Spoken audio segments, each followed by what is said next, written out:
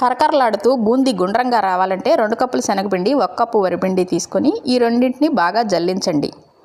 జల్లించడం వల్ల పిండి ముద్దలు ముద్దలుగా లేకుండా ఉంటుంది. నీళ్ళు వేసి జారుగా కలుపుకొని చిటికెడంత సోడా ఉప్పు వేసుకొని కలుపుకోండి.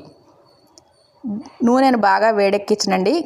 బూందీ దూసే గరిటె లేకపోతే దేవుకునే గరిటెతోనైనా వేసుకోవచ్చు. బూందీ దూసే గరిటెలో ఈ పిండి వేసుకొని వేరే గరిటెతో కొట్టండి. కిందకి రాలుతాయి. మనం చేయి పెట్టకుండా ఉంటే తోకలు రాకుండా ఉంటాయి. తర్వాత నూనె ముప్పావు అంటే నూనెలో ముప్పావు మాత్రమే వేయండి. ఎందుకంటే అవి పొంగడానికి మనం ప్లేస్ ఇవ్వాలి.